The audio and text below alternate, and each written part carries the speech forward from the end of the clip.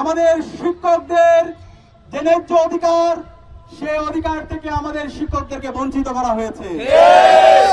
সেই অন্যায্য জুলুম, নির্যাতন, নিষ্পেষণের বিরুদ্ধে, ফ্যাসিবাদের বিরুদ্ধে 24শে জুলাই বিপ্লবের মাধ্যমে আজকে আমরা নতুন বাংলাদেশ পেয়েছি।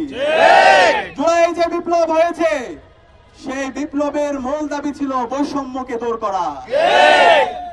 যেই জুলাই বিপ্লবে আমাদের 2000 ভাই বোন জীবন দিয়েছে, 40,000 ভাই বোন দঙ্গ হয়েছে, গাজী হয়েছে, এবং তাদের আত্মত্যাগের মাধ্যমে আজকে আমরা ফ্যাসিবাদ মুক্ত নতুন বাংলাদেশ পেয়েছি। সকল শহীদদের মূল উদ্দেশ্য ছিল একটি ইনসাফ ভিত্তিক বাংলাদেশ বিনির্মাণ করা, বৈষম্যহীন বাংলাদেশ বিনির্মাণ করা। কিন্তু আমরা আজকে 1 বছর পরেও আমাদের সেই বৈষম্যগুলো দূর হতে দেখছি না। যে অন্তর্বর্তীকালীন সরকার শহীদদের রক্তের উপর বসে গঠিত হয়েছে, সেই অন্তর্বর্তীকালীন সরকার জুলুম, নির্যাতন, নিষ্পেষণ, বৈষম্য দূর করার জন্য যেভাবে উদ্যোগ গ্রহণ করা দরকার, সেই উদ্যোগগুলো আমরা দেখতে পাচ্ছি না।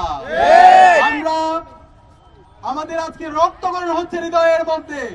আমাদের জাতি গড়ার কারিগর, আগামীর প্রজন্ম গড়ার কারিগর, আমাদের শ্রদ্ধেয় শিক্ষকরা ন্যায্য অধিকারের জন্য গত 8 দিন ধরে শহীদ মিনারে অবস্থান করতে হচ্ছে।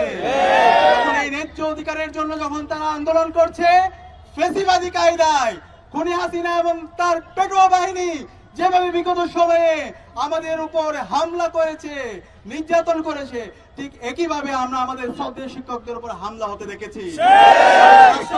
আপনারা ফ্যাসিস্ট হওয়ার চেষ্টা করবেন না। শহীদ আবু সাইদ, শহীদ ওয়াসিম, শহীদ শান্ত, শহীদ আলী রায়হানের উত্তরসূরিরা ঘুমিয়ে যায়নি। আবু সাইদ যেভাবে প্রতিরোধ গড়ে তুলেছিল, ইনসাফের পক্ষে কথা বলেছিল, বৈষম্যের বিপক্ষে কথা বলেছিল, আমরা শহীদ আবু সাইদ, ওয়াসিম, আলী রায়হানের উত্তরসূরিরা ঠিক একইভাবে আমরা আমাদের বৈষম্যের বিরুদ্ধে, ইনসাফের পক্ষে আমরা কথা বলে যাবো ইনশাআল্লাহ।